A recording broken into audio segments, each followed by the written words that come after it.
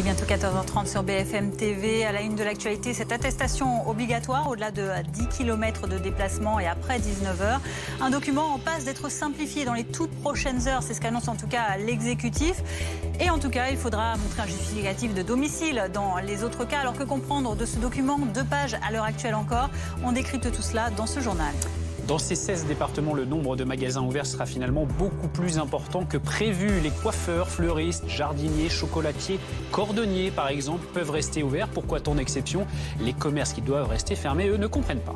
L'accélération de la vaccination mise à mal. Les nouvelles prévisions de livraison sont en baisse pour l'AstraZeneca. À la fin du mois de mars, 4,5 millions de doses livrées contre seulement 6 prévues. La présidente de la Commission européenne menace quant à elle de bloquer les exportations de ce vaccin si elle n'est pas servie en premier. Et c'est donc sans officiellement parler de confinement que ce sont tout de même 16 départements qui sont soumis depuis cette nuit à des mesures sanitaires renforcées face au Covid-19. Un tour de vis d'au moins 4 semaines pour un tiers des Français qui s'accompagne du grand retour de l'attestation de déplacement obligatoire. 1, 10 ou 30 km de déplacement autorisé, mais pour quelle activité? Pas facile de comprendre, mais Lionel Top, Mathieu Guillot, Anthony Lebos et David Nunal clarifient tout cela pour nous. À la lecture de la nouvelle attestation ce matin, surprise, certains déplacements sont autorisés dans un rayon de 30 km, mais pour certains motifs seulement. 30 km? C'était pas 10? Dans un rayon de 30 km autour du lieu de résidence, ils n'avaient pas dit 10 km Rayon de 30 km? Oula. Effectivement, ils ont fait dans le simple, je pense, cette fois-ci, oui, c'est ça. Le déplacement, c'est combien? C'est bien 10 km, c'est ça? Je pense, non? Le déplacement. Alors c'est 10 km ou 30 km qu'on peut faire? Tout dépend en fait du motif de déplacement. Pour prendre l'air ou faire du sport dehors, c'est 10 km et un justificatif de domicile suffira. Mais pour faire des achats, réaliser une démarche administrative ou se rendre dans un lieu de culte, la limite est alors de 30 km, même si cela permet de changer de département. Pour les habitants des zones confinées, pas évident de s'y retrouver avec tous ces motifs et les zones de déplacement correspondantes. Leur kilométrage, c'est complètement idiot. Dans tout ce qu'il y a, rien n'est intelligent. J'ai rien compris.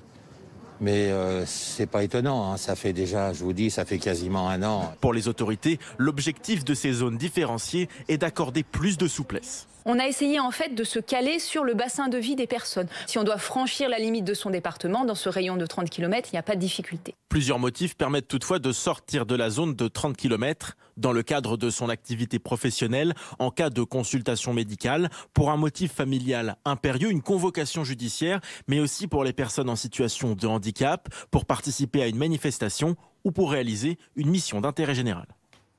Alors ça pourrait changer d'ici peu, mais en attendant, voici à quoi elle ressemble cette attestation de déplacement dérogatoire. Vous la voyez, pour un tiers des Français, 2 pages, 15 alinéas. Je vais la mettre dans le bon sens, comme ça, voilà, de gauche à droite, symétrie. Je sais que c'est pas simple, alors.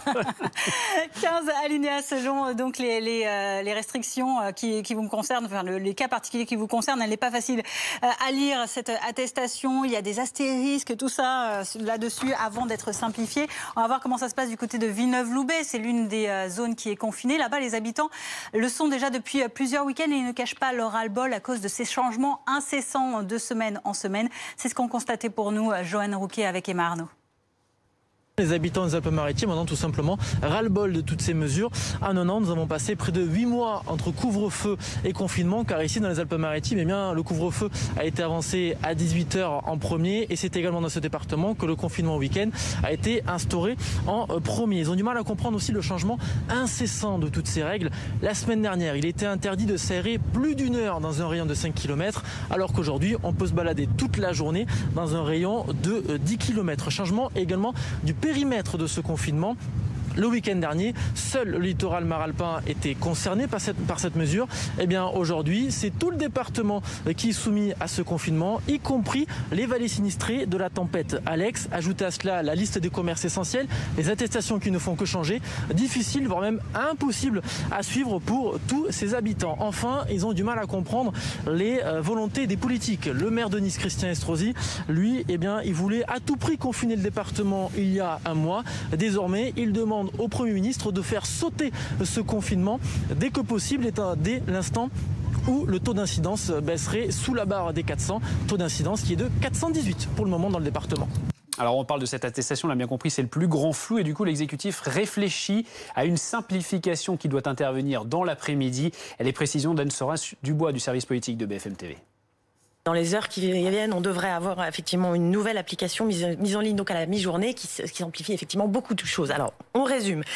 À partir de donc la mi-journée, si vous êtes à moins de 10 km de chez vous et hors couvre-feu, soit entre 6h du matin et 19h, vous n'avez pas besoin d'attestation. Un justificatif de domicile suffit, et ça inclut évidemment la promenade de votre chien, puisque c'était la question qu'il y avait dans la première attestation notamment. En revanche, si vous êtes à plus de 10 km de chez vous, dans un maximum de 30 km, puisqu'on rappelle quand même qu'il y a la limite de la région, donc si vous êtes à plus de 10 km de chez vous et ou que le couvre-feu a commencé, là, il vous faudra la nouvelle attestation qui sera donc mise en ligne à la mi-journée. Ça simplifie effectivement beaucoup de choses. C'était nécessaire. Autre éclaircissement nécessaire. Est-ce qu'on est confiné, est-ce qu'on n'est pas confiné? Alors, même au sein de l'exécutif, il y a une petite discussion. Le président de la République, lui, ne veut pas qu'on parle de confinement parce qu'il connaît notamment l'impact psychologique, non seulement cumulatif des confinements, des couvre-feux, mais du couvre-feu, du confinement tout court. Donc, on ne veut pas dire effectivement qu'on est confiné. Il avait été demandé à Jean Castex, le Premier ministre, de ne pas mentionner ce mot lors de sa conférence de presse jeudi, sauf que non seulement il l'a fait, Jean Castex, mais même lors de cette conférence de presse, il y a une slide qui apparaît derrière lui, c'est-à-dire un espèce de tableau pour rendre plus visuel les mesures qu'il était en train d'annoncer. Et cette image, elle montre bien effectivement la zone dans laquelle nous sommes, 16 départements, et il est écrit au-dessus, 16 départements en confinement. Voilà, donc petit flou, effectivement, côté exécutif. On en revient à ce que souhaite le chef de l'État. Il ne veut pas qu'on parle de confinement. En clair, voilà ce qu'on veut côté exécutif. On veut l'impact positif du confinement en termes de vigilance, du déclenchement de la vigilance des Français. On respecte beaucoup plus les gestes barrières, on limite ses déplacements. En clair, on fait tout pour limiter l'explosion du nombre de personnes qui sont arrivées dans les réas ces derniers jours. Mais on ne veut pas, d'un autre côté, l'impact négatif du confinement en termes de dépression, tout simplement, des Français qui n'en pourraient plus d'avoir tout simplement un troisième confinement. On est dans ce flou, on est dans c'est un peu l'objectif et la difficulté de ce que le chef de l'État appelle le cousu humain. On va jusqu'au bout pour éviter le confinement. À la fin, effectivement, ça donne une situation pas très claire, mais on s'accroche, on tente de vous l'expliquer sur ce plateau. Alors Anne, on attendait les précisions de la part du gouvernement de Matignon quant à une simplification de cette attestation. Et ça y est, on a ce communiqué de Matignon. Le communiqué vient de tomber exactement. Les règles relatives aux attestations de déplacement applicables à compter de ce samedi 20 mars sont simplifiées et allégées. C'était les deux mots qu'on voulait entendre effectivement depuis ce matin. Leur présentation aussi sera simplifiée. Donc c'est pas simplement l'attestation que vous avez depuis ce matin. Il va vraiment y avoir une nouvelle application qui va être générée. Donc simplifier les attestations mises en ligne sur le site du ministère de l'Intérieur. Distingueront à partir donc de maintenant deux situations distinctes. L'attestation applicable le soir et la nuit, donc c'est ce qu'on vous dit depuis ce matin, c'est-à-dire cette modification, c'est-à-dire que en journée, plus d'attestation. Si vous êtes dans un périmètre de 10 km autour de chez vous, simplement un justificatif de domicile. On rajoute quand même pour les personnes qui ne seraient pas confinées chez elles ou qui ne peuvent pas produire de justificatif de domicile que là, il faudra bien une attestation. Mais donc, si vous avez une carte d'identité, si vous avez vos documents qui mentionnent votre adresse, dans un périmètre de 10 km autour de chez vous, en journée, soit entre 6h du matin et 19h le soir, vous n'aurez pas besoin d'attestation, quel que soit le motif. Ça, c'est ce qui est validé, effectivement, dans ce communiqué qui vient de parvenir. Deuxième spécificité, l'attestation est bien valable si vous dépassez la limite des 10 km autour de chez vous et si vous vous déplacez en dehors, effectivement, de la journée, c'est-à-dire dès que vous tombez dans le couvre-feu. Entre 19h le soir et 6h du matin, on revient au principe de l'attestation. Et au-delà de 10 km de chez vous, on revient au principe de l'attestation, les deux pouvant se cumuler. Voilà. Merci beaucoup pour ces précisions. C'est validé, c'est simplifié. Dubois, ça y est, c'est officiel. Donc, un nouveau modèle d'attestation donc simplifié qui va être disponible pour tous les Français. C'était la bonne nouvelle du jour. Le tour de vis, vous le savez, a également eu lieu dans plusieurs départements, 16 au total, et les Hauts-de-France sont concernés avec cette nouveauté. Une liste de commerces autorisés à garder portes ouvertes, beaucoup plus longue que lors des confinements précédents. Par exemple, les coiffeurs, les libraires, les disquaires, les fleuristes, les chocolatiers ou même encore les cordonniers peuvent rester ouverts. Les habitants arrivent-ils à y voir plus clair? Lionel Top est allé à leur rencontre du côté de Lille. Difficile de s'y retrouver effectivement parce que dans le centre-ville de Lille, quand on se balade, Il y a de nombreuses boutiques qui peuvent rester ouvertes. Seuls finalement les magasins de vêtements, de prêt-à-porter, de bijouterie, de décoration restent fermés. C'est un coup dur pour ces commerçants que nous avons rencontrés ce matin. Mais pour les Lillois, effectivement, ils sont nombreux à se balader sous le soleil lillois.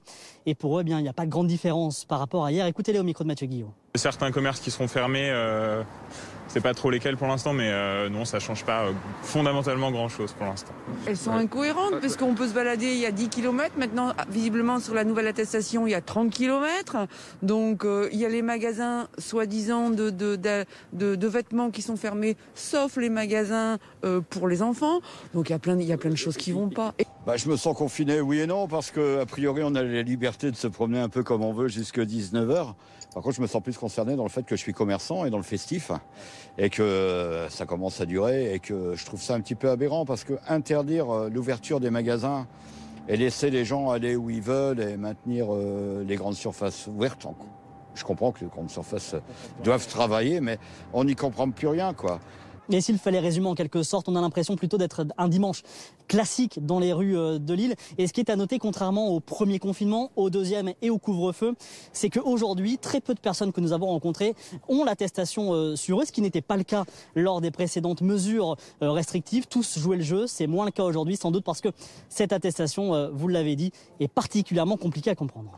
Frédéric Adnet est avec nous. Bonjour, merci d'être avec nous, chef du service d'urgence SAMU-SMUR de l'hôpital Avicenne de Bobigny et directeur médical du SAMU de Seine-Saint-Denis. Vous êtes peut-être un petit peu comme nous, comme beaucoup de Français. Vous avez peut-être un petit peu de mal à comprendre toutes ces attestations, ces commerces ouverts, pas ouverts. Quoique, donc, il y a eu des précisions apportées par Matignon il y a quelques instants. Sur les commerces, parce qu'on en parlait, est-ce qu'il est important, selon vous, de faire une séparation entre certains commerces et d'autres? Est-ce qu'il y a des lieux où il y a plus de contamination?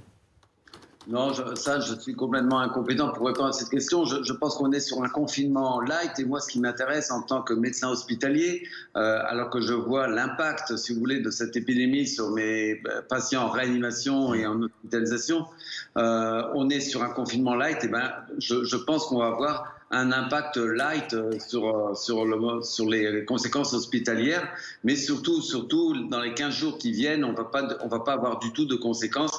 Et pour nous, ce qui nous inquiète beaucoup, c'est la gestion de ces 15 jours avec ce nombre de patients qui ne cesse d'augmenter. Donc pour vous, ces mesures ne sont pas suffisantes à faire baisser les courbes de contamination. Quelle est la situation actuellement dans votre hôpital à Bobigny ?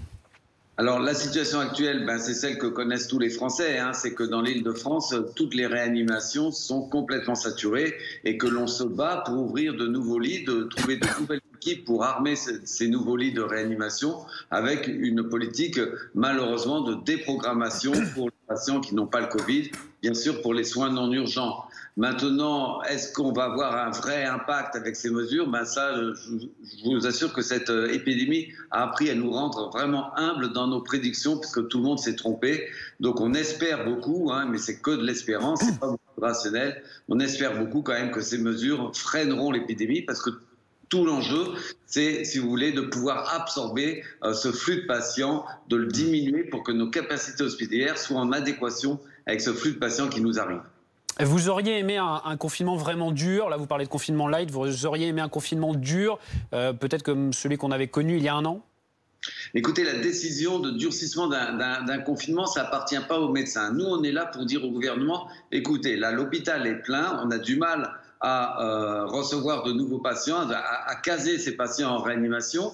La situation est ce que l'on vous a transmis. Maintenant, on sait que le confinement a aussi des conséquences délétères sociétales, sur la santé mentale, on en parlait tout à l'heure, des conséquences délétères sur l'économie. Et c'est au gouvernement de prendre ses responsabilités, de trouver sa ligne de crête. Donc, moi, comme médecin hospitalier, je suis là pour renseigner le gouvernement sur la rationnelle d'un confinement. Après, c'est à lui de prendre ses responsabilités. S'il pense que les conséquences du confinement sont plus importantes que le rationnel, c'est-à-dire l'impact de l'épidémie sur l'hôpital, à ce moment-là, il va décider de faire un confinement ultra light. Si au contraire, il pense que les conséquences du confinement sont moins importantes que l'impact sur l'hôpital, à ce moment-là, il faut faire un confinement dur. Alors, restez avec nous. On va revenir avec vous dans un instant, Frédéric Adnet. Le temps de voir la situation en Loire-Atlantique, qui, elle, ne fait pas partie de ces 16 zones où les mesures sanitaires sont renforcées. Peut-être un Eldorado, justement, pour les populations qui connaissent des restrictions. Les Parisiens se sont-ils, par exemple, rués du côté de la Côte d'Amour? On va le voir auprès d'Anne Lorbance à La Baule. Vincent Hénin, pardon. À Arcachon. Oh là là, mais oui, on est dans le sud de la France. Arcachon, donc du côté de la Gironde. Et donc cette question, voilà, Arcachon qui n'est pas concerné, hein, c'est bien la question. Est-ce que les populations se déplacent dans ce type de région également, Vincent Hénin? Oui, et puis comment pourrait-il en être autrement? Vous voyez par vous-même sur ces images de Witold Stanik, Arcachon, c'est le soleil, des plages de sable fin, des activités nautiques. Mais Arcachon, c'est aussi une région où l'épidémie de Covid-19 est marquée par un taux d'incidence inférieur à 150, c'est-à-dire au moins 3 fois plus faible qu'en région parisienne. Conséquence, les commerces restent ouverts et vous l'avez dit, le couvre-feu est repoussé de 18h à 19h. Forcément, c'est une situation idyllique qui a séduit de nombreux touristes venus ici ce week-end et notamment les Parisiens arrivaient très très nombreux hier. On a pu le voir d'ailleurs, même si la plupart des hôtels du bassin d'Arcachon sont encore fermés à cette période de l'année, là il ne reste quasiment plus aucune chambre disponible. Même chose du côté des locations de vacances entre particuliers. Alors quand même à noter que cet afflux de réservations se limite pour l'instant au week-end, ce qui semble correspondre au témoignage des Parisiens que nous avons rencontrés ce matin dans Arcachon et qui nous disent qu'ils avaient programmé ce voyage ici à Arcachon de longue date et ils vont rentrer demain tout simplement parce qu'il faut reprendre le chemin du travail, il faut ramener les enfants à l'école et ensuite donc se plier au confinement, s'y plier, quitte à quand même prendre une amende sur le chemin du retour. Merci beaucoup Vincent Hénin. Donc à Arcachon pour BFM TV avec Witold Stanik. Nous sommes toujours avec Frédéric Adnet par rapport à cet exil entre guillemets de certains franciliens parisiens qui partent. On l'a vu à l'ouest, à Arcachon, à La Baule tout à l'heure. Est-ce que ça peut entraîner des contaminations? C'est une période un petit peu compliquée selon vous? Bien sûr qu'il y a un risque. Vous savez que la diffusion d'une épidémie suit les migrations de population. Et quand on a une migration de population en masse, que ce soit une migration pour un phénomène ou une migration touristique comme on le voit aujourd'hui, il y a effectivement un risque de dissémination de l'épidémie vers les régions où vont ces populations. Ça, on le sait très bien, c'est l'histoire de l'épidémie qui se superpose, si vous voulez, aux migrations de population. Donc bien sûr, et on l'a vu, on l'a constaté par exemple dans la région PACA, où il y a eu une accélération de l'épidémie suite aux vacances scolaires où il y a eu un afflux de touristes. Donc bien sûr, il existe un risque. Si ce ne c'est que des activités en plein air, on sait qu'en plein air, sur les plages, etc., le virus ne diffuse pas. Mais je crains évidemment que si tous les restaurants ont été ouverts, à ce moment-là, il y a vraiment un risque vraiment non négligeable de diffusion de l'épidémie vers ces régions. Et surtout, lorsque les touristes vont revenir sur la région parisienne, ils vont peut-être amplifier cette épidémie dans nos régions. On en reparle également avec vous dans un instant de la vaccination à présent, puisque malgré une menace de la présidente de la Commission européenne, Ursula von der Leyen, aux médias allemands de bloquer les exportations du sérum AstraZeneca si l'Union européenne n'est pas servie en premier, les doses sont bel et bien de nouveau injectées depuis hier en France, désormais pour les plus de 55 ans, illustration de la volonté de l'exécutif de conserver ce rythme élevé de vaccination et donc d'atteindre cet objectif de 10 000 primo-vaccinés à la mi-avril. Oui, à Arras, dans le Pas-de-Calais, concerné par le renforcement des restrictions. On poursuit l'opération coup de poing pour un nouveau week-end, mais avec du vaccin Moderna. Thomas Herman est dans un centre de vaccination pour BFM TV. La région des Hauts-de-France a reçu 36 000 doses supplémentaires pour vacciner ce week-end. Le département du Pas-de-Calais en a reçu 16 000. Nous sommes dans un centre de vaccination éphémère ouvert uniquement le week-end. Au fond, c'est l'accueil. C'est là où le patient donne sa carte d'identité ainsi que sa carte vitale pour la prise d'identité. Ensuite, il y a un questionnaire de santé pour s'assurer qu'il n'y ait pas de contre-indication pour se faire vacciner. On patiente ensuite sur des chaises. Un médecin arrive pour prendre en charge le patient. Direction l'un de ces 8 box pour se faire vacciner. Ici, c'est le vaccin Moderna. Il est administré aux personnes de plus de 75 ans et pour les personnes de 50 à 74 ans qui présentent des comorbidités. Il faut donc une prescription médicale. Ensuite, dernière étape, on arrive dans l'espace des 15 minutes. C'est ici où l'on patiente pour s'assurer que tout va bien. Et des infirmiers et des infirmières vont voir chaque patient pour s'assurer que leur état de santé est stable après s'être fait vacciner. Ici, on vaccine 70 personnes par heure. En tout, c'est 1400 doses qui ont été reçues dans ce centre de vaccination. Et la particularité ici, c'est qu'il y a une petite touche musicale pour attendre en douceur ici dans ce centre de vaccination d'Arras. Frédéric Adnet, on a vu cette campagne de vaccination qui, tous les week-ends, est accélérée comme ça dans plusieurs régions particulièrement touchées par l'épidémie. Vaccination Moderna avec, on l'a vu à Arras, mais également vaccination AstraZeneca qui reprend, malgré les menaces de la présidente de la Commission européenne. Ce vaccin AstraZeneca, pour vous, est-ce qu'aujourd'hui, ça y est, on en est certain, on peut de nouveau pratiquer ces vaccinations sans risque? Oui, écoutez, on en a toujours été certain. Hein. Bien sûr qu'il y a eu ces effets secondaires, ces thromboses, avec une incidence extrêmement faible, et plus faible d'ailleurs, et l'a souligné la Commission européenne, plus faible que dans le groupe de patients qui n'a pas reçu le vaccin. Donc, il n'y avait aucune raison pour arrêter, si vous voulez, cette vaccination par AstraZeneca. Et on est vraiment heureux qu'elle reprenne rapidement. Il est à remarquer qu'on l'a arrêté brutalement et que la reprise s'est faite progressivement. Mais il faut absolument, c'est l'arme absolue contre cette pandémie. L'arme absolue, c'est le vaccin. Il faut absolument accélérer cette vaccination de masse, rapide, 7 jours sur 7 et 24 heures sur 24. Je suis assez scandalisé qu'on ne vaccine pas la nuit. Il faut absolument ouvrir des centres la nuit, ouvrir des vaccinodromes et surtout redistribuer les vaccins vers les régions qui sont le plus impactées par cette épidémie. Alors, vous confirmez que ce vaccin AstraZeneca, il n'est pas nocif, en tout cas que les bénéfices priment sur les risques, mais comment on explique ce changement de cible sur les plus de 55 ans désormais? Je ne sais pas si vous êtes concerné, si vous avez été vacciné à l'AstraZeneca. Moi, je suis un soignant de plus de 50 ans. Malheureusement, j'ai plus de 50 ans et donc j'ai été vacciné dans ça se voit pas forcément. Non. avec le Pfizer.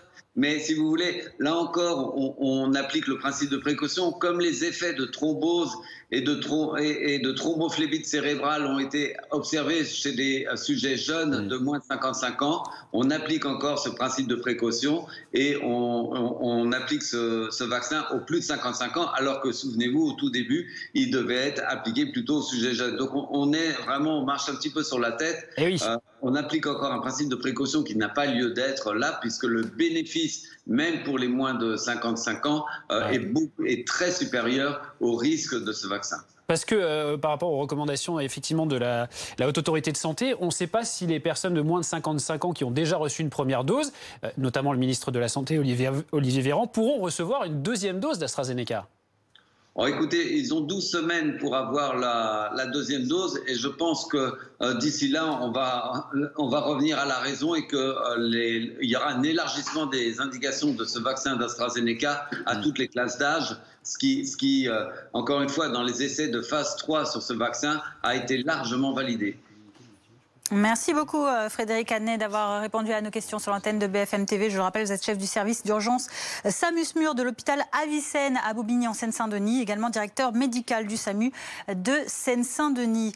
On va maintenant parler de cette autre actualité et ce cortège, cette manifestation qui a lieu à Paris, notamment aujourd'hui, contre les violences policières et dans le cadre plus large de nombreuses manifestations un peu partout en France contre la loi de sécurité globale. À Paris, on vous retrouve Andy Loata. Vous êtes au cœur de ce cortège, de la manifestation qui est parti un peu plus tôt place Edmond-Rostand en direction de la Bastille. Qui participe à cette marche aujourd'hui et dans quelle atmosphère ? Alors cette manifestation qui a commencé aux alentours de 13h, alors le cortège a grossi entre 13h et 14h. Au départ il y avait une centaine de personnes à peine sur la place Edmond-Rostand. Et puis petit à petit on a vu du monde arriver et à 14h le cortège s'était lancé dans les rues de Paris direction la Bastille. Des prises de parole ont eu lieu avant cela aux alentours de 13h12. 13h12 vous savez, traditionnellement sur ce type de manifestation c'est un symbole puisque cela décrit l'acronyme, si on fait une corrélation entre les lettres et les chiffres, contre l'acronyme ACAB, donc que je ne vous traduis évidemment pas, mais qui est un acronyme hostile aux violences policières. C'est bien le thème principal de cette manifestation, avec donc une opposition farouche à la loi de sécurité globale. On est parti tout proche du Sénat. Le Sénat où le texte est passé cette semaine a été notamment modifié sur le fameux article 24. Souvenez-vous, cela avait créé un climat de tension en décembre et janvier dernier lors de manifestations. Il a été modifié pour introduire notamment la notion de provocation à l'identification des policiers. Pour l'instant, cela se passe dans le calme dans les rues de Paris et on devrait bientôt se diriger en direction de la Bastille. Merci beaucoup Angie Loata, donc dans ce cortège parisien pour BFM TV. Tout de suite la météo. Votre météo avec Floa, leader français du paiement plusieurs fois pour les commerçants. Floa, simplifiez la banque pour faciliter la vie.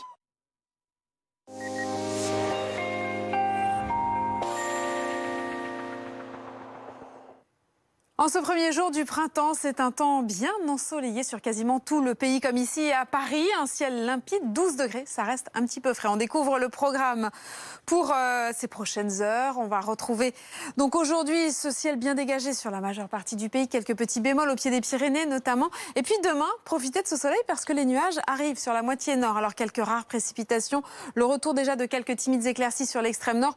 La moitié sud conservera un temps bien ensoleillé. Quelques flocons de neige sur la Corse. Dans le courant de l'après-midi, les nuages gagnent du terrain, les éclaircies régressent donc un petit peu, mais elles se maintiennent de façon généreuse sur le quart sud-est où le vent va souffler fort. Et puis les éclaircies progressivement gagnent du terrain également par le nord, du Cotentin jusque sur les Ardennes. Un coup d'œil à vos températures en tout début de matinée. Des valeurs en hausse sur les régions du nord, encore des gelées, moins 4 degrés à Aurillac, jusqu'à 8 degrés à Brest pour la valeur la plus élevée. Et dans le courant de l'après-midi, eh bien, les températures remontent au nord. Il ne fera que 6 degrés malgré tout à Strasbourg, 12 à Paris et 16 à Montpellier.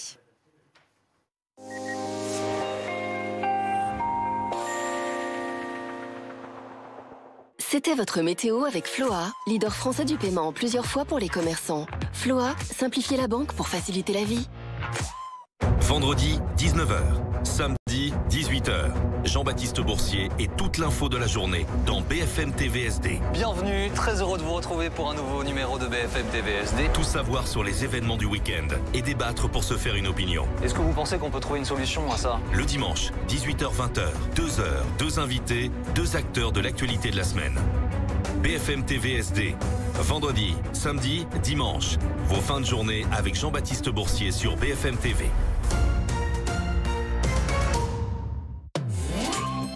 Regardez votre programme avec le drive à prix dépôt de Brico Dépôt pour réaliser tous vos travaux.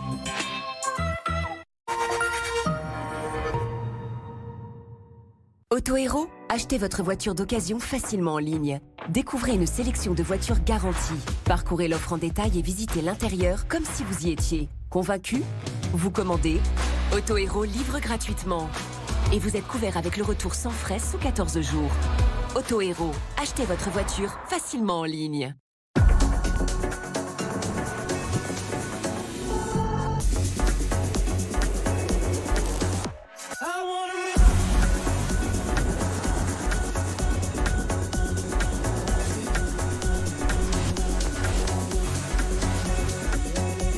Nouvelle Jaguar E-Pace.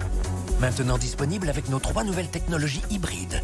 À partir de 339 € par mois avec apport, garantie et entretien inclus. Qu'est-ce qu'il dit? Ah, commencez sans moi.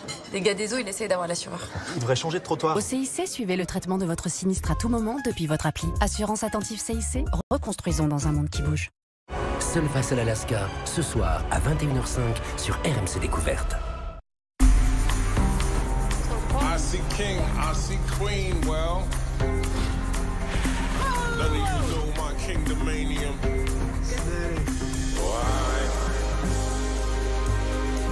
Renault Clio E-Tech hybride, le nouveau chapitre d'une grande histoire. Renault Clio existe aussi en version essence à partir de 129 € par mois. 4 ans d'entretien, garantie et assistance inclus.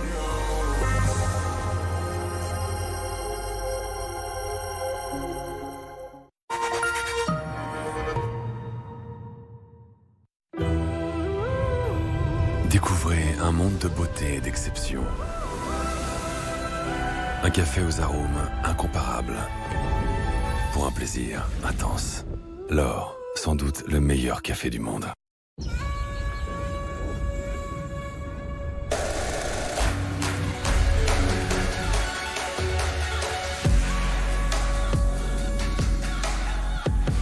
Conduire devrait toujours faire cet effet-là. Nissan Juke, le crossover coupé équipé des technologies Nissan Connect. En mars, pendant le mois sans condition chez Nissan, venez découvrir la série limitée Nissan Juke Enigma, sans apport et sans aucune condition. Profiter. Ou profiter. Réunir et réunir. S'évader ou s'évader. S'abriter ou s'abriter. S'adapter, se détendre et se étendre. Déplier, déplier, tourner. Vivre. Parce qu'il existe autant de vie que d'envie, nos produits s'adaptent à chacun d'entre vous. À chacun son jardin, à chacun son Hespéride. Vendez votre voiture.fr. Combien vaut votre voiture? Entrez simplement les informations de votre voiture sur vendezvotrevoiture.fr et recevez le prix de vente en ligne. Vraiment facile, rapide et sûr, je recommande sans hésiter. Pour la reprise, prenez un rendez-vous sûr et sans contact. Allez maintenant sur www.vendezvotrevoiture.fr.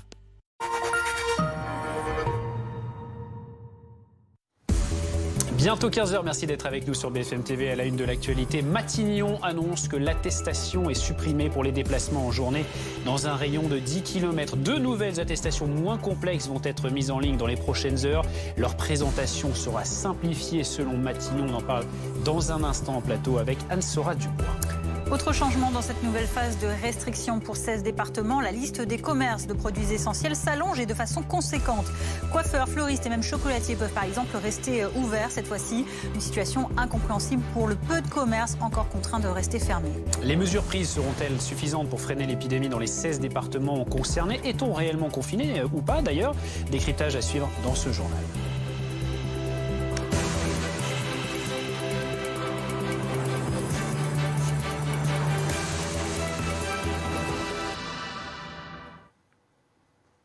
Elle a suscité beaucoup de questions et d'interrogations depuis ce matin. L'attestation de déplacement pour les 21 millions de Français concernés par les nouvelles mesures, elle n'était pas claire. Elle faisait 2 pages, 15 alinéas, des astérix, pas facile de s'y retrouver. Anne-Sora Dubois, finalement, Matignon l'avait annoncé et a publié un communiqué pour annoncer une simplification de l'attestation. Absolument. Communiqué donc, qui nous est parvenu à 14h30. Attestation allégée et simplifiée qui seront mises en place dans les prochaines heures. Voilà comment on simplifie à partir donc vraisemblablement de ce soir.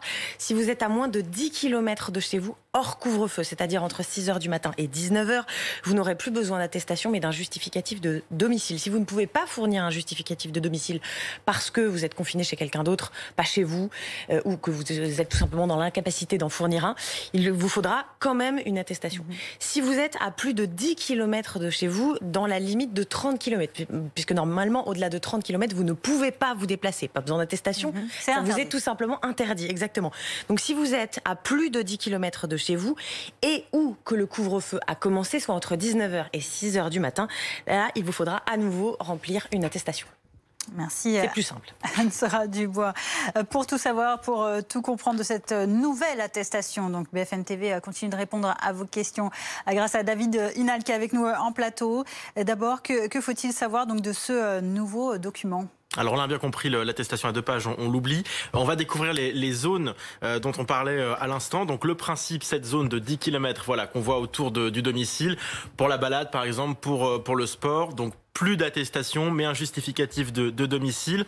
On va dézoomer pour aller au-delà de cette zone de 10 km avec un maximum de 30 km où là, il faudra une attestation, par exemple, pour aller faire des courses ou une démarche administrative. Et puis, il y a encore, voilà, en dézoomant, d'autres motifs qui permettent de dépasser ces zones. Par exemple, l'activité professionnelle, un motif familial impérieux ou encore un rendez-vous médical. On a une autre question de Dimitri. Je dois passer une visite médicale auprès d'un médecin spécialisé. Ce médecin se trouve à 100 km de mon domicile. Ai-je droit d'y aller? Oui, c'est une question qui revient beaucoup aujourd'hui. La réponse, c'est oui, on a le droit parce qu'il n'y a pas de limitation de kilomètres en fait pour les consultations et les soins. En cas de contrôle, c'est toujours utile d'avoir un SMS de confirmation ou un mail du rendez-vous ou bien une ancienne ordonnance du médecin avec l'adresse dessus. Et puis pour revenir chez vous après ce rendez-vous, eh bien vous cocherez la même case sur l'attestation. Question de Marois, les auto-écoles restent-elles ouvertes? Alors oui, les auto-écoles sont toujours ouvertes dans les 16 départements confinés. Les leçons de conduite sont donc autorisées en respectant le protocole existant, mais pas les cours de code. La préparation de l'examen du code de la route doit donc se faire à distance. Linda nous demande, je réside dans l'Essonne, puis je me rends dans le département voisin en respectant les 10 km de distance. Alors on le rappelle, l'Essonne est un département confiné, donc si on reprend l'attestation et les motifs de sortie, vous vous souvenez, on l'a vu qu'il y a des zones de distance avec donc ces 10 ou 30 km. Eh bien, avec ces zones, en fait, on peut tout à fait sortir de son département, que ce soit donc pour aller se promener ou pour faire un achat. Marianne nous explique qu'elle habite en Charente-Maritime et qu'elle doit se rendre en Savoie pour des vacances. Je voyage en train en passant par Paris avec un changement de gare, est-ce possible? Oui, donc Marion va donc traverser une zone confinée, Paris. C'est possible, il faudra remplir donc l'attestation avec le motif déplacement de transit et longue distance. S'il y a un contrôle, vous pouvez en plus montrer vos billets de train pour prouver votre bonne foi. Et puis lorsque vous arriverez en Savoie, si c'est après 19h et donc en période de couvre-feu, eh bien c'est le même motif qu'il faut cocher sur l'attestation, tout simplement parce que vous aurez pris votre train avant le couvre-feu. Et puis on termine, David, avec Sébastien. Donc si je comprends bien, je peux me balader jusqu'à 10 km, mais le chien ne doit pas dépasser 1 km. Oui, parce que sur l'attestation, c'est indiqué que pour les animaux de compagnie, il s'agit de... C'était indiqué qu'il s'agissait de déplacements brefs dans un rayon maximal d'1 kilomètre, mais la règle n'était valable que pendant le couvre-feu, donc on ne sait pas encore comment ça va peut-être s'appliquer.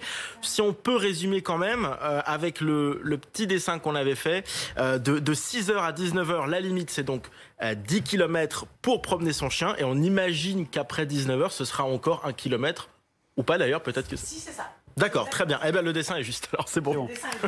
Parfait. Pas trop mal à la tête, David, ça? Ça va.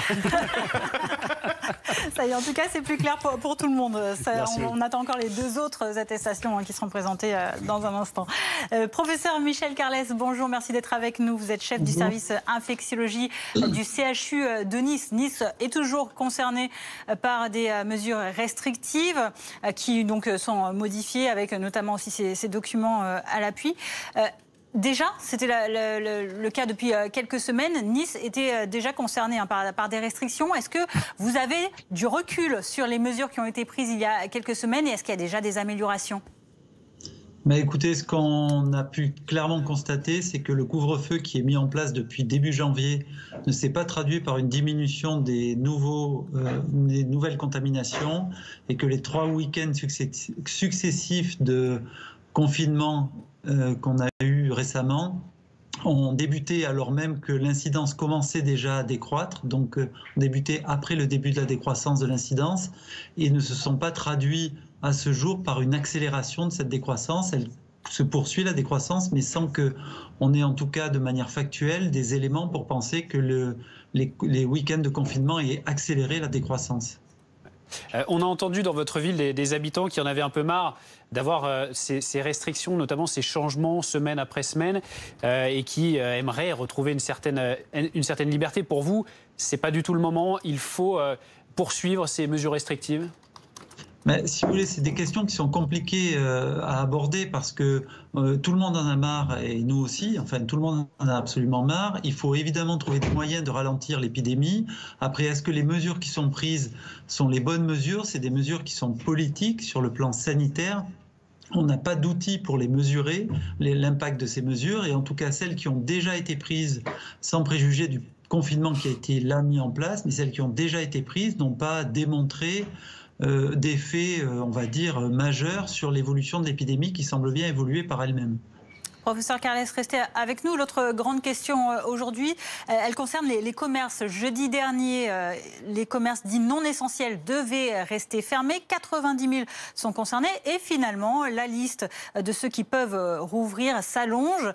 Les coiffeurs, les fleuristes, les chocolatiers, les cordonniers, par exemple, peuvent rester ouverts. Les visites immobilières sont autorisées. On fait le point avec Jordan Ray, Dominique Marie, Antoine Lard et Alizé Boissin. 18h hier soir, Sylvie Renard, gérante d'une boutique de chaussures à Rouen, ferme sa caisse pour 4 semaines. Son commerce n'est pas considéré comme essentiel, alors elle accuse le coup. C'était la surprise, donc voilà. On a eu la chance de faire une bonne journée, une dernière bonne journée. Et maintenant, espérons qu'on puisse rouvrir d'ici 4 semaines. À Lille, dans le Nord, Sophie Bleuzet est fleuriste. Elle brade ses derniers bouquets. Voilà, dans le cadre du déstockage, c'est un petit bouquet de tulipes périssables, donc il sera à moins 30% aujourd'hui. Avant d'apprendre dans la soirée que les magasins de plantes et de fleurs intègrent la liste des commerces dits essentiels. Soulagée, contente de pouvoir reprendre notre activité en présentiel, comme on dit souvent en ce moment. L'accueil du client en boutique, c'est quand même essentiel pour nous, quoi. Donc on est content vraiment de pouvoir reprendre physiquement. Une liste qui a donc été élargie.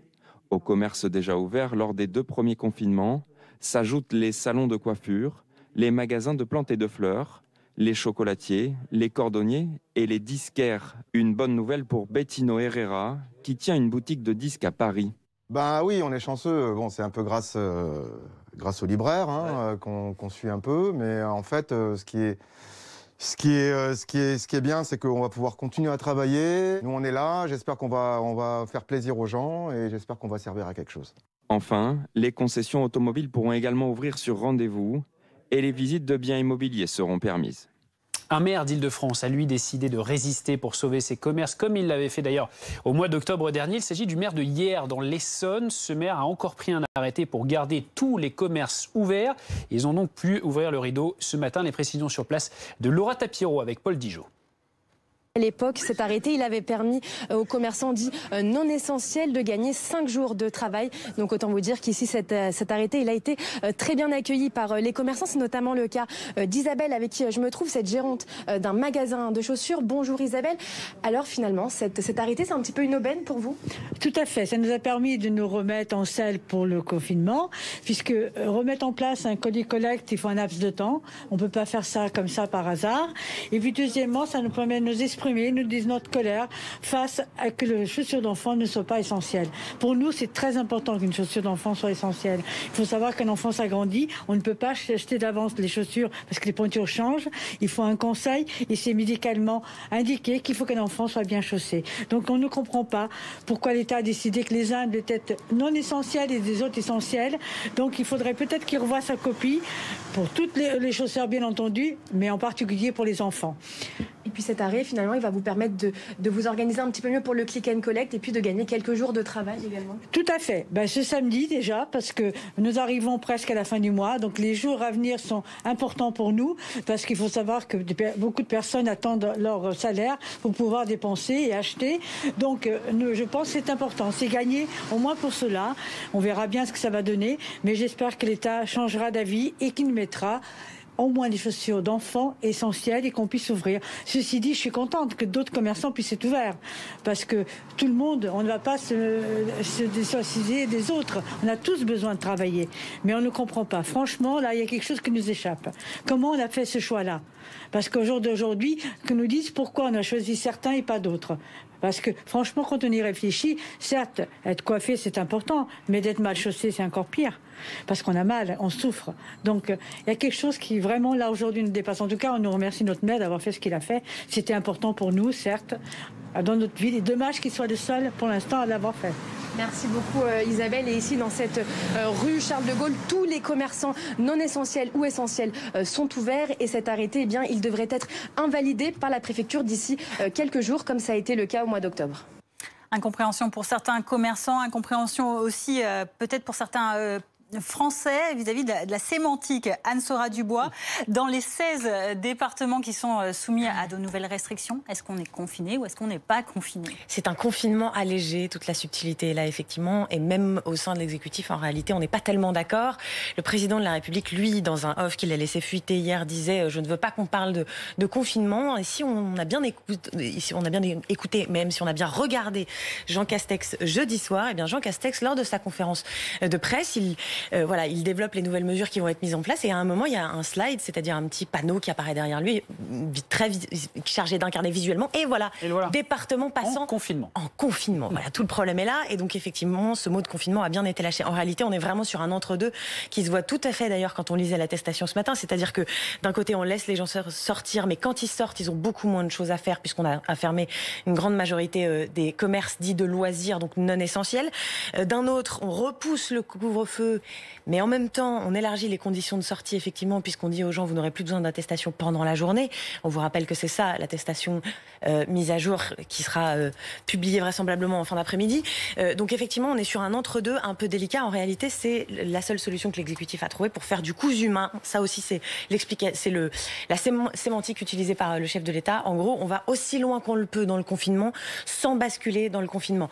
Voilà ce que veut l'exécutif, c'est avoir les impacts psychologiques positifs du confinement en termes de ressurgissement de la vigilance, du respect des gestes barrières, que les Français se disent en clair, on a basculé dans une autre étape, on a les réanimations qui sont saturées, on a le virus qui circule beaucoup plus. Ça, c'est l'impact positif psychologique du confinement, sans avoir évidemment l'impact psychologique négatif du confinement qu'on connaît bien, qui est celui effectivement de la dépression, de l'effet cumulatif des Français tout simplement qui n'en peuvent plus du confinement. Le seul problème, c'est qu'entre les deux, c'est glissé un troisième impact psychologique qui est celui du flou. Et ça, effectivement, ça aussi, c'est difficile à défendre politiquement. C'est l'inconvénient du cousu humain. Merci beaucoup Anne pour toutes ces explications. Le professeur Michel Carlet est toujours avec nous, chef du service infectiologie du CHU de Nice, dans votre hôpital. Pour bien comprendre, parce qu'on l'a entendu par certains médecins, il y avait eu notamment un changement pour le profil des malades désormais, notamment avec le variant. Vous le constatez aussi avec un rajeunissement des patients? Alors, ce qu'on a constaté, je voudrais dire en préliminaire que toutes ces discussions, malheureusement, démobilisent les gens sur la lutte contre l'épidémie et que malgré tout ce qui doit tous nous animer, c'est cette lutte contre l'épidémie pour laquelle la vaccination est la meilleure réponse. Et il faut redire inlassablement que c'est la vaccination généralisée qui permettra au mieux de lutter contre cette épidémie. Après, pour ce qui est du rajeunissement des patients, oui, on a constaté avec le remplacement de la souche commune européenne par le variant anglais qui, dans la région niçoise, représente maintenant plus de 80% des contaminations. On a remarqué que pour les patients hospitalisés, on avait un rajeunissement des patients avec moins de patients présentant des comorbidités de ce fait, le tout entraînant plus de patients allant directement vers des lits de soins intensifs ou de réanimation. Après, est-ce que réellement le variant anglais rajeunit la population qui est touchée par l'épidémie? Les données actuellement disponibles ne sont pas aussi claires, en particulier les données venant d'Angleterre, qui montrent que finalement l'âge d'acquisition du virus est assez comparable à celle de la souche commune. Professeur C'est Carles, plutôt un phénomène d'une part. Oui, c'est plutôt d'une part le fait qu'il y a beaucoup de personnes âgées qui sont maintenant immunisées d'une façon ou d'une autre et qui peut-être fait que du coup on voit plus de patients plus jeunes arriver avec le virus. Vous restez avec nous, professeur Carles, on va parler de vaccination, vous l'avez évoqué vous-même. On l'a appris dans l'après-midi, l'Union européenne a menacé, a haussé le ton par la voix de la présidente de la Commission européenne, Ursula von der Leyen. Elle a menacé de bloquer les exportations du vaccin AstraZeneca. Nous avons l'option d'interdire toute exportation prévue. C'est le message que nous passions à AstraZeneca. Respectez votre contrat avec l'Europe avant de commencer à livrer d'autres pays. C'est ce qu'elle a indiqué dans une interview aujourd'hui à des médias allemands. Et le dernier calendrier prévisionnel des livraisons de vaccins montre des livraisons revues fortement à la baisse pour AstraZeneca. Regardez ces deux courbes avec les prévisions du 9 mars et les dernières du 19 mars, donc hier. Et l'on voit bien clairement que ces prévisions à la date d'hier sont en très forte baisse. Professeur Carles, effectivement, on voit qu'on tente du côté des autorités de rassurer sur ce vaccin AstraZeneca, mais il y a ce problème de retard des livraisons. Ça va être un vrai problème. Ah oui, c'est un vrai problème parce que ce qui a déjà été dit sur le vaccin ces derniers jours et on comprend les inquiétudes des gens, mais si on regarde 10 millions de personnes qui ont acheté des Peugeot ou des Renault, on va trouver 20 ou 30 personnes qui, dans les 15 jours qui suivent, vont faire un accident ischémique ou vont faire un accident de santé. Ça n'a aucun sens pour l'instant de mettre en balance le fait qu'on a vacciné plus de 10 millions de personnes avec AstraZeneca. 10 millions de personnes vaccinées, c'est 40 000 morts évitées potentiellement. Donc il faudrait qu'on reprenne raison sur la balance des risques par rapport à cette vaccination. Et effectivement, les difficultés sur l'approvisionnement et sur la disponibilité de tous les vaccins, qu'ils soient AstraZeneca ou les autres, est une vraie inquiétude pour nous par rapport à la maîtrise de l'épidémie. Concernant ce vaccin AstraZeneca, ces retards de livraison, forcément, ils sont dommageables. Est-ce qu'ils remettent pour autant en cause l'efficacité de ce vaccin qui est de nouveau autorisé en France depuis hier ? Pas du tout, pas du tout. Ce vaccin, comme les autres, ont une efficacité remarquable, très largement supérieure à tous les autres vaccins qu'on a à disposition pour toutes les autres maladies infectieuses. Il est donc impératif de continuer à vacciner massivement avec tous les vaccins disponibles. Merci beaucoup, professeur Michel Carlès, d'avoir été en direct avec nous cet après-midi sur BFM TV. On reviendra bien sûr dans un instant sur l'épidémie de coronavirus, sur cette attestation qui fait beaucoup parler et avec donc une simplification annoncée par Matignon dans un communiqué il y a quelques instants. On va y revenir dans nos prochains journaux. Dans l'actualité également de ce samedi, cette marche à Paris en hommage aux victimes de violences policières. C'est comme ça que l'ont intitulé les organisateurs. Le cortège qui est parti tout à l'heure de la place Edmond-Rostand près du Jardin du Luxembourg, direction la place de la Bastille. On va rejoindre Antoine Delcourt qui suit cette manifestation pour BFM TV. Vous nous disiez, Antoine, tout à l'heure qu'il y avait un peu plus d'1 millier de personnes. On le voit encadré par les forces de l'ordre. Et on rappelle le mot d'ordre aujourd'hui de ce rassemblement, Antoine ? Oui, effectivement, beaucoup de chants autour de nous et de slogans justice et vérité. Cette marche, en effet, rassemble au moins plusieurs milliers de personnes à l'appel du collectif Réseau d'entraide vérité et justice. Et l'objectif, vous le disiez, c'est bien, je cite, de soutenir les familles de victimes, de blessés, de mutilés et les sans-papiers également. Parmi les revendications, eh bien sûr, il y a l'interdiction des LBD, des grenades, des pistolets électriques pour la police du quotidien, mais également lors des manifestations. Les manifestants qui réclament également l'interdiction des techniques d'étouffement et qui s'opposent aussi à l'article 24 de la loi sécurité globale. Vous savez, cet article adopté ce jeudi par le Sénat qui prévoit de limiter la diffusion d'images de policiers. Alors bien sûr, cet article, il a été réécrit par rapport à la version qui avait été adoptée par l'Assemblée nationale, mais il est toujours jugé liberticide par ces manifestants. Enfin, vous en parliez du point de vue du dispositif policier, eh bien, il est similaire à celui qui a été mis en place lors des dernières manifestations parisiennes, c'est-à-dire une 60aine d'unités de forces mobiles déployées et des contrôles qui ont eu lieu avant la manifestation et qui se poursuivent cet après-midi. Merci pour ces précisions, Antoine Delcourt, avec Hugo Dorsemène à Paris pour suivre donc cette manifestation sur les violences policières. Dans l'actualité également, on vous parle de sport et de ski avec cette très bonne nouvelle. Alexis Pinturault remporte le classement général de la Coupe du Monde. Premier Français depuis 1997. Il remporte à Lanzerheide en Suisse le gros globe et le globe géant. Marco Odermatt a lui dû se contenter de la 11e place. On écoute évidemment la joie d'Alexis Pinturault. C'est sûr le plus beau jour de ma carrière. Aujourd'hui, c'est en plus mon anniversaire. Du coup, ça fait depuis le début de la saison que je me disais, voilà, les choses peuvent se finir de la plus belle des manières à Lanzerheide le jour de mon anniversaire. Et puis c'est ce qui s'est passé avec le petit globe, le gros globe aujourd'hui et en même temps le meilleur cadeau que je pouvais me faire, quoi. Et le Premier ministre Jean Castex a salué la performance sur Twitter. 24 ans après Luc Alphand et le jour de ses 30 ans, Alexis Pinturault s'est hissé au plus haut sommet en cette période difficile pour nos montagnes. Je veux lui dire combien je partage l'émotion et la fierté de la vallée de la Tarentaise qu'il a vu naître. Merci et bravo. Restez avec nous, 15h20 sur BFM TV. Dans un instant, nous reviendrons sur cette annonce de Matignon de la simplification effective. Ça y est, désormais, de vos attestations de déplacement dérogatoire dans les 16 départements concernés par les restrictions depuis cette nuit. Matignon qui annonce que l'attestation que vous avez vue depuis ce matin est supprimée et pour les déplacements en journée dans un rayon de 10 km. 2 nouvelles attestations moins complexes, plus simples, vont être mises en ligne dans les prochaines heures. On vous parle de tout cela dans notre prochain journal. À tout de suite.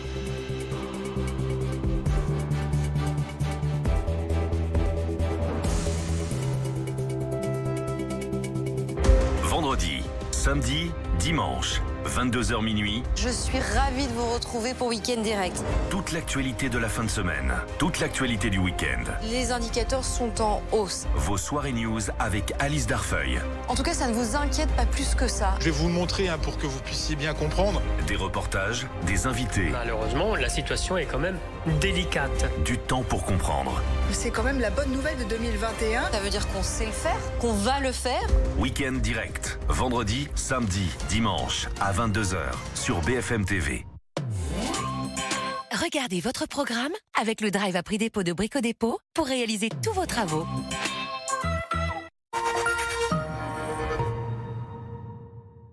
Et regarde bien, hein. Ah ouais, je regarde.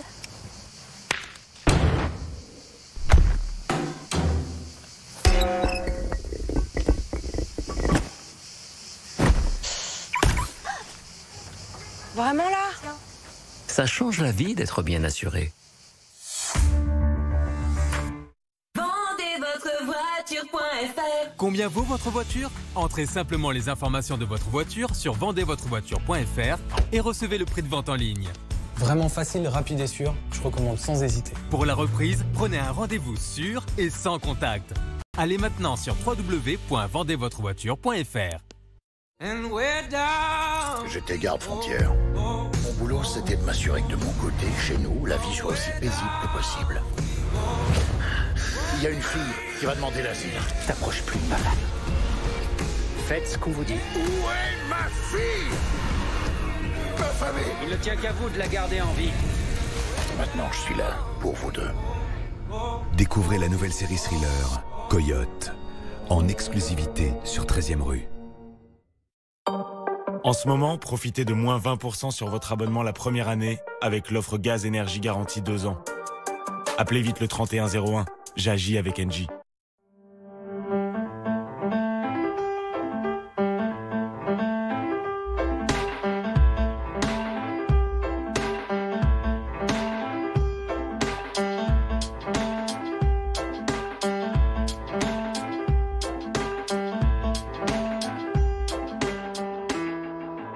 Avec la box fibre de SFR Business, développez l'activité de votre entreprise et boostez votre business. Appelez le 1030.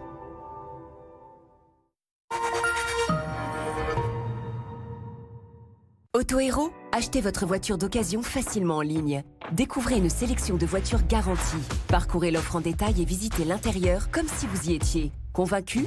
Vous commandez. Autohéros livre gratuitement. Et vous êtes couvert avec le retour sans frais sous 14 jours. Autohéros, achetez votre voiture facilement en ligne.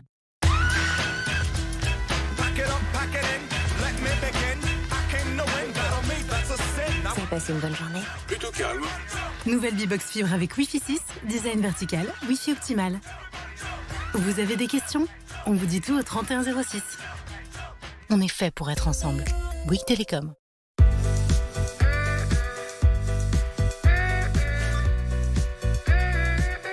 99% de notre viande est française et toujours à prix bas. Et ça devrait plaire à tout le monde. Aldi, place aux nouveaux consommateurs. Qui peut concurrencer la MAF? Pour mes assurances à la MAF, il me faut faire de vraies économies, 200 € offerts si vous souscrivez un contrat auto-tout-risque et un contrat habitation. Votre devis au 3015 est dans les agences MAF.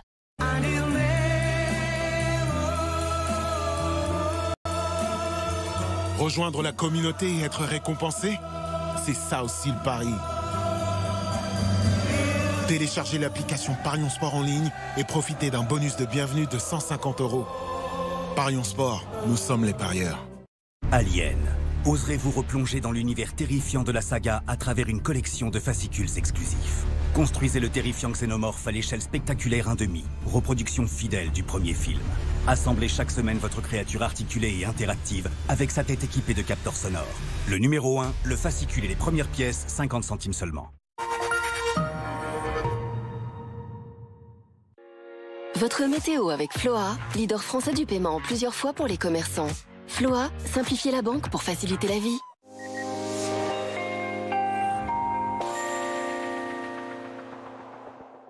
En ce premier jour du printemps, c'est un temps bien ensoleillé sur quasiment tout le pays, comme ici à Paris. Un ciel limpide, 12 degrés, ça reste un petit peu frais. On découvre le programme pour ces prochaines heures. On va retrouver donc aujourd'hui ce ciel bien dégagé sur la majeure partie du pays. Quelques petits bémols au pied des Pyrénées notamment. Et puis demain, profitez de ce soleil parce que les nuages arrivent sur la moitié nord. Alors quelques rares précipitations, le retour déjà de quelques timides éclaircies sur l'extrême nord.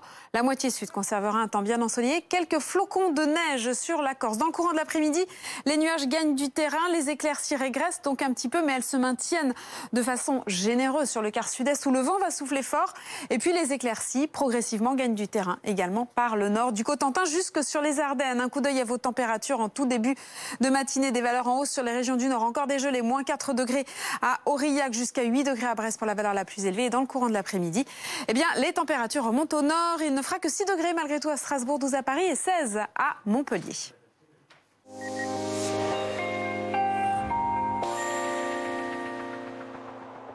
C'était votre météo avec Floa, leader français du paiement plusieurs fois pour les commerçants. Floa, simplifiez la banque pour faciliter la vie. Bientôt 15h30 sur BFM TV. Merci de nous rejoindre si c'est le cas. À la une de l'actualité, une demi-journée après son apparition seulement, Matignon annonce donc la suppression de la nouvelle attestation de déplacement dérogatoire jugée incompréhensible par beaucoup de Français. Suppression dans les 16 départements concernés, mais uniquement en journée et dans un rayon de 10 km. De nouveaux documents simplifiés seront également mis en ligne ces prochaines heures.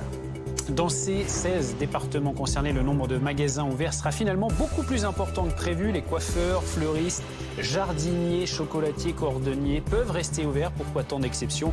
Les commerces qui doivent rester fermés ne comprennent pas. L'accélération de la vaccination est mise à mal. Les nouvelles prévisions de livraison sont en baisse pour le vaccin AstraZeneca. À la fin du mois de mars, 4,5 millions de doses seront livrées contre les 6 attendues. La présidente de la Commission européenne menace à la presse allemande, quant à elle, de bloquer les exportations de ce vaccin si l'UE n'est pas servie en premier. Mais tout d'abord, revenons donc sur cette nouvelle attestation sur laquelle a communiqué Matignon. Elle est arrivée. Suppression donc de l'attestation que vous avez connue depuis ce matin dans les 16 départements concernés par les restrictions sanitaires. Désormais, dans un rayon de 10 km, en dessous de 10 km et en journée, vous n'aurez plus besoin de ce document. Et 2 autres vont bientôt être proposés. Les détails d'Anne-Sora Dubois du service politique BFM TV. Communiqué donc qui nous est parvenu à 14h30, attestations allégées et simplifiées qui seront mises en place dans les prochaines heures. Voilà comment on simplifie à partir donc vraisemblablement de ce soir. Si vous êtes à moins de 10 km de chez vous, hors couvre-feu, c'est-à-dire entre 6h du matin et 19h, vous n'aurez plus besoin d'attestation mais d'un justificatif de domicile. Si vous ne pouvez pas fournir un justificatif de domicile parce que vous êtes confiné chez quelqu'un d'autre, pas chez vous, ou que vous êtes tout simplement dans l'incapacité d'en fournir un, il vous faudra quand même une attestation. Si vous êtes à plus de 10 km de chez vous, dans la limite de 30 km, puisque normalement, au-delà de 30 km, vous ne pouvez pas vous déplacer. Pas besoin d'attestation, ça vous est tout simplement interdit. Exactement. Donc si vous êtes à plus de 10 km de chez vous et ou que le couvre-feu a commencé, soit entre 19h et 6h du matin, là, il vous faudra à nouveau remplir une attestation. Il y a donc cette attestation qui était avant cette tentative de simplification par Matignon, peu claire et difficile à décrypter. Et il y a aussi dans certains territoires un certain ras-le-bol, notamment à cause de ces changements de restrictions de semaine en semaine. Les précisions à Nice de Joanne Rouquet. Les habitants des Alpes-Maritimes en ont tout simplement ras-le-bol de toutes ces mesures. À Nonant, nous avons passé près de 8 mois entre couvre-feu et confinement, car ici dans les Alpes-Maritimes, eh bien, le couvre-feu a été avancé à 18h en premier, et c'est également dans ce département que le confinement au week-end a été instauré en premier. Ils ont du mal à comprendre aussi le changement incessant de toutes ces règles. La semaine dernière, il était interdit de s'aérer plus d'1 heure dans un rayon de 5 km, alors qu'aujourd'hui, on peut se balader toute la journée dans un rayon de 10 km. Changement également du périmètre de ce confinement. le week-end dernier, seul le littoral maralpin était concerné par cette mesure. Eh bien aujourd'hui, c'est tout le département qui est soumis à ce confinement, y compris les vallées sinistrées de la tempête Alex. Ajoutez à cela la liste des commerces essentiels, les attestations qui ne font que changer. Difficile, voire même impossible à suivre pour tous ces habitants. Enfin, ils ont du mal à comprendre les volontés des politiques. Le maire de Nice, Christian Estrosi, lui, eh bien, il voulait à tout prix confiner le département il y a un mois. Désormais, il demande au Premier ministre de faire sauter ce confinement dès que possible, dès l'instant où le taux d'incidence baisserait sous la barre des 400, taux d'incidence qui est de 418 pour le moment dans le département. En direct avec nous, Jean-Stéphane Dersin. Bonjour, vous êtes directeur scientifique adjoint de l'Institut national des sciences mathématiques et de leur interaction du CNRS. On va s'intéresser avec vous aux projections, en tout cas à ce que l'exécutif peut-être attend des nouvelles mesures qui ont été mises en place. Notamment, on a parlé de ces restrictions dans 16 départements particulièrement exposés au virus aujourd'hui. Est-ce qu'on peut imaginer qu'il y aura un effet dans les prochaines semaines ? Alors, ce qu'il faut voir, c'est que l'effet, il est instantané. C'est-à-dire qu'à partir du moment où vous appliquez des mesures, l'effet est instantané. En revanche, ce que vous faites, c'est que vous les observez qu'avec un décalage, puisque les gens vont aller se faire tester au moment où ils ont des symptômes. Et donc là, c'est plutôt dans une semaine. Donc on peut s'attendre à, dans une semaine, voir un impact sur le taux d'incidence. Et puis, d'ici 15 jours, 3 semaines, un impact sur l'hôpital. Et ça sera consolidé d'ici un mois. Ce qui n'est pas évident, on l'a vu à Nice, c'est aussi le fait qu'il y ait comme ça un enchevêtrement ou une succession de mesures qui sont prises avec à Nice d'abord confinement le week-end, maintenant confinement 7 jours sur 7. Ça, c'est pas facile à évaluer. Alors tout à fait. Bon, ce qui est fait actuellement, ce qui est fait depuis un certain temps, les mesures qui sont prises, elles sont des mesures qui sont les mesures minimales pour contenir l'épidémie. Alors évidemment, comme on est ric-rac à un individu contaminé, on contamine un au cours de la maladie. Si on monte un petit peu, il faut durcir un petit peu les mesures, et si on redescend, on peut relâcher un peu les mesures. Jean-Stéphane Dersin, restez avec nous. On va voir également ce tour de vis qui a également lieu dans les départements des Hauts-de-France, avec cette autre nouveauté, une liste de commerces autorisés à rester ouverts qui est beaucoup plus longue que lors des confinements précédents. Par exemple, les coiffeurs, les libraires, les disquaires, mais aussi les fleuristes, les chocolatiers ou même les cordonniers peuvent désormais rester ouverts. Les habitants arrivent-ils à y voir plus clair? Lionel Top est allé à leur rencontre dans les rues de Lille. Difficile de s'y retrouver effectivement, parce que dans le centre-ville de Lille, quand on se balade, il y a de nombreuses boutiques qui peuvent rester ouvertes. Seuls finalement les magasins de vêtements, de prêt-à-porter, de bijouterie, de décoration restent fermés. C'est un coup dur pour ces commerçants que nous avons rencontrés ce matin. Mais pour les Lillois, effectivement, ils sont nombreux à se balader sous le soleil lillois. Et pour eux, il n'y a pas de grande différence par rapport à hier. Écoutez-les au micro de Mathieu Guillot. Certains commerces qui seront fermés, c'est pas trop lesquels pour l'instant, mais non, ça change pas fondamentalement grand-chose pour l'instant. Elles sont incohérentes, parce qu'on peut se balader il y a 10 km. Maintenant, visiblement, sur la nouvelle attestation, il y a 30 km.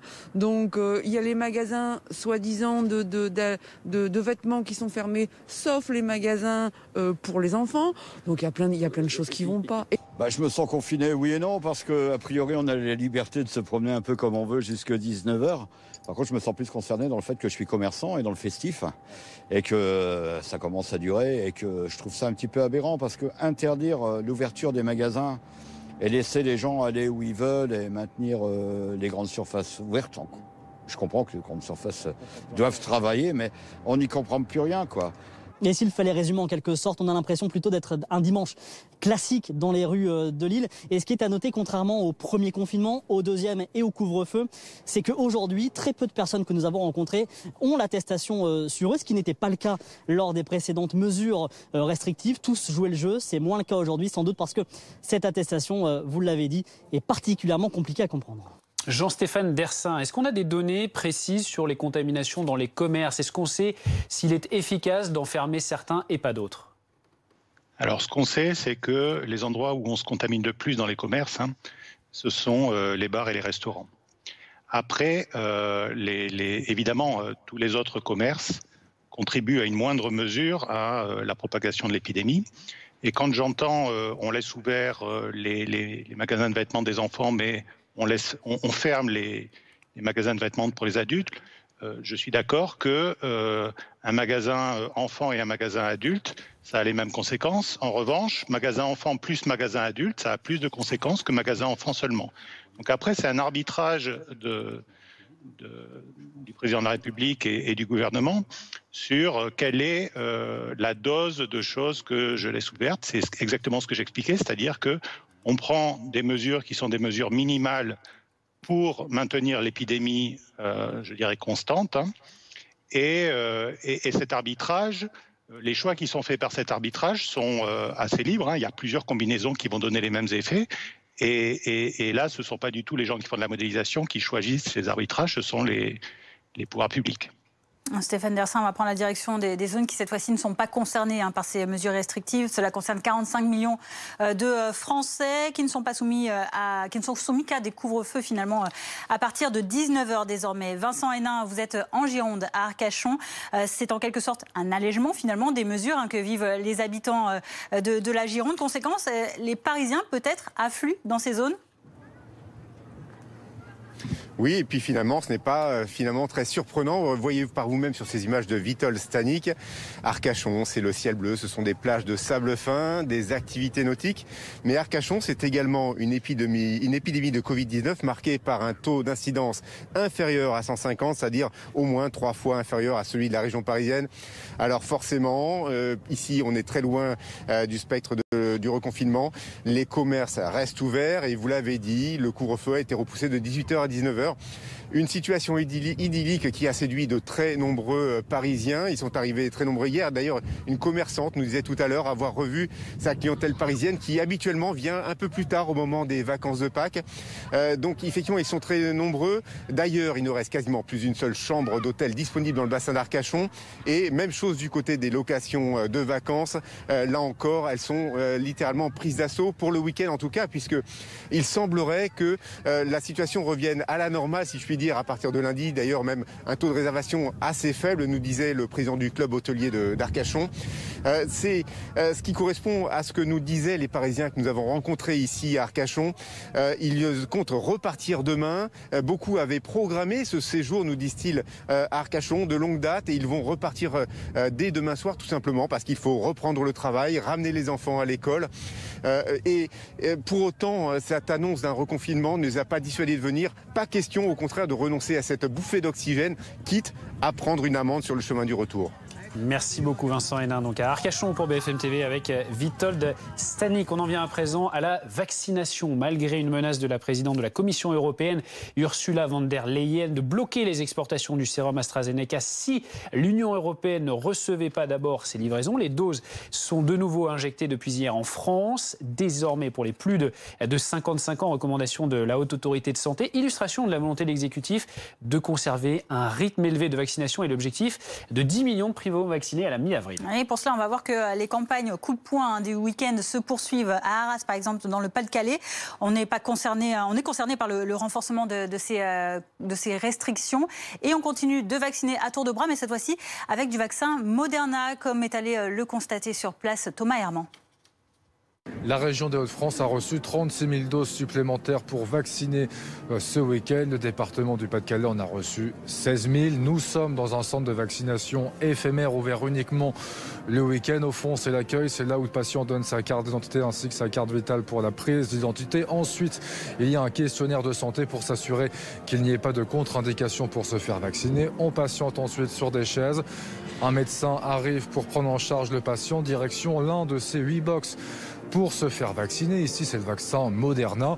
Il est administré aux personnes de plus de 75 ans et pour les personnes de 50 à 74 ans qui présentent des comorbidités. Il faut donc une prescription médicale. Ensuite, dernière étape, on arrive dans l'espace des 15 minutes. C'est ici où l'on patiente pour s'assurer que tout va bien. Et des infirmiers et des infirmières vont voir chaque patient pour s'assurer que leur état de santé est stable après s'être fait vacciner. Ici, on vaccine 70 personnes par heure. En tout, c'est 1400 doses qui ont été reçues dans ce centre de vaccination. Et la particularité ici, c'est qu'il y a une petite touche musicale pour attendre en douceur ici dans ce centre de vaccination d'Arras. Jean-Stéphane Dersin, une question sur la vaccination. Il va falloir regagner la confiance de certains Français après les différents épisodes. Et puis il y a aussi ce problème de livraison. Tout à fait. Bon, ce qu'il faut voir, c'est qu'il est extrêmement important d'avoir des personnes immunisées dans la population. Actuellement, donc l'immunité, elle est principalement due aux personnes qui ont déjà été infectées. Je vais prendre l'exemple de la région parisienne, où on estime qu'à peu près 30% des personnes ont été immunisées parce qu'ils ont déjà contracté la maladie, plus 10% parce que des gens ont été vaccinés. Donc on est à peu près à 40%, un petit peu moins parce qu'on perd l'immunité. Mais ce qu'on peut voir, c'est que s'il n'y avait pas ces 40%, ou ces 30 à 40%, l'épidémie ne progressait pas de 25% chaque semaine, elle progresserait de 80% chaque semaine. Et donc les mesures qui devraient être prises seraient bien supérieures à ce qu'elles sont prises actuellement. Donc la vaccination, même avant d'avoir atteint l'immunité collective, la vaccination elle est extrêmement importante parce qu'elle permet d'avoir des mesures contraignantes prises qui sont beaucoup moins importantes que celles qui sont prises actuellement. Merci beaucoup Jean-Stéphane Dersin d'avoir répondu à nos questions en direct aujourd'hui. Directeur scientifique adjoint de l'Institut national des sciences mathématiques et de leurs interactions au CNRS. Il est à 15h41 sur BFM TV. Restez avec nous dans un instant. Nous reviendrons sur cette simplification mise en place par l'exécutif des modalités d'attestation dérogatoire de déplacement. Il n'y en aura plus pour vos déplacements pendant les heures hors couvre-feu, ni dans un rayon de 10 km. C'est ce que précise Matignon dans un communiqué parvenu il y a un peu plus d'une heure à présent et sur lesquels on va revenir dans notre prochain journal. De nouveaux documents seront également publiés pour les autres cas donc de ces 16 départements concernés par de nouvelles restrictions. A tout de suite. Ce week-end, gros plan sur ces entreprises qui font bouger les marchés. De par les caractéristiques de son économie, préserver elles-mêmes les entreprises. TPE, PME, start-up, l'actualité business. Ce week-end sur BFM TV. Votre programme avec Citia Immobilier. Pour tous vos projets, pensez Citia Immobilier. Bien chez soi.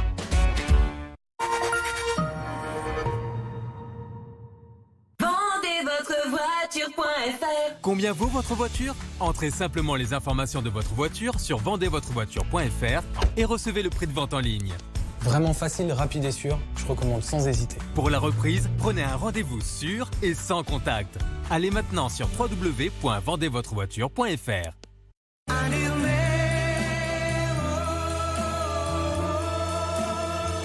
Rejoindre la communauté et être récompensé, c'est ça aussi le pari. Téléchargez l'application Parions Sport en ligne et profitez d'un bonus de bienvenue de 150 €. Parions Sport, nous sommes les parieurs. Vous voulez vendre votre voiture au meilleur prix? Philippe Lelouch est là pour vous.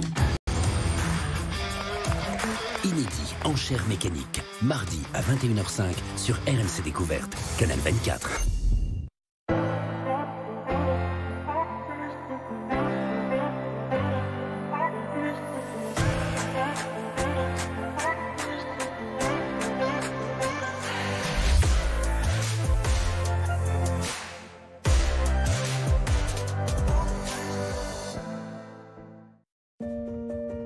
Moi, c'est Roméo. Avant Feliway Optimum, je griffais souvent ici. Maintenant, c'est fini. J'avais l'habitude de faire pipi sur ce mur. Plus maintenant. Feliway Optimum. Pour une sérénité renforcée de toute la famille.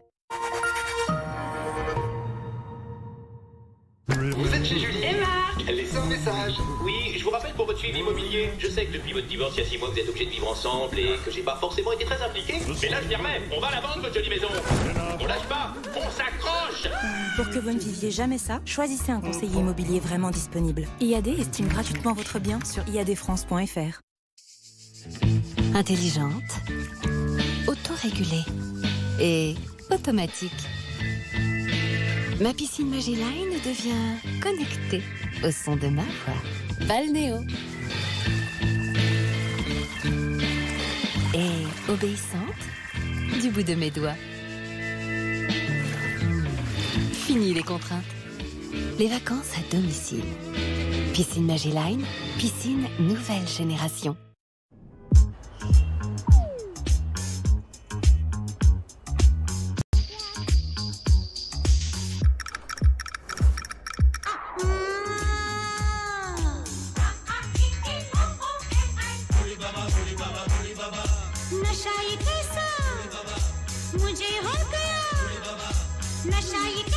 Au plus proche des moments qui comptent, avec iPhone 12 et le réseau 5G Orange. Orange.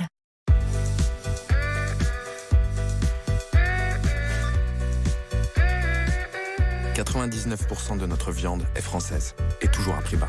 Et ça devrait plaire à tout le monde. Aldi, place aux nouveaux consommateurs. » Suivez l'actualité au plus près de votre vie quotidienne. Voici les 3 grands titres de l'actualité ce jeudi matin. Avec les chaînes locales de BFM. Bonjour Littoral, bonjour à toutes et à tous. Merci d'avoir accepté notre invitation. C'est parti pour les titres. Merci de passer un moment avec nous. BFM en région. Info, trafic, météo, sport, loisirs. Les locales de BFM au plus près de vous. Sur la TNT, les box opérateurs et sur tous vos écrans.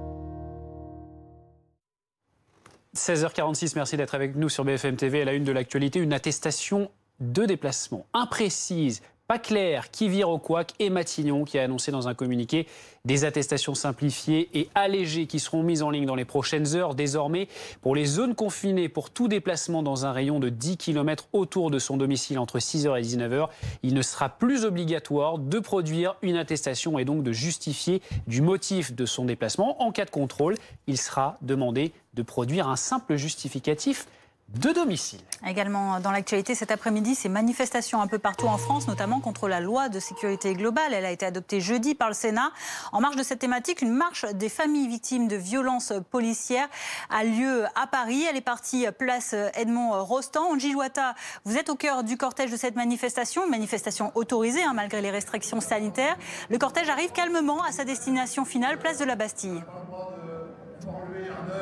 Exactement, très calmement. On est désormais à une centaine de mètres à peine de la place de la Bastille, où un important dispositif de police attend également les manifestants. Ça a été très encadré au niveau du dispositif policier, avec des gendarmes mobiles, des CRS qui, tout au long du cortège, les ont sécurisés et ont contraint ce cortège à suivre la manifestation, le lieu de manifestation qui était autorisé. On est donc parti de la place Edmond Rostand aux alentours de 14h. Plusieurs milliers de personnes rassemblées à ce moment-là. Des prises de parole assez longue, notamment du collectif Adama Traoré, la sœur d'Adama Traoré, Assa Traoré, qui a pris la parole également pour dénoncer toujours donc cette loi de sécurité globale. On est parti de la place Edmond Rostand, juste à côté du jardin du Luxembourg, donc juste à côté du Sénat, là même où cette semaine a été adoptée cette loi de sécurité globale, en abrogeant tout de même, en modifiant l'article 24, souvenez-vous, qui avait fait polémique et qui avait été accompagné d'un climat de violence à l'intérieur du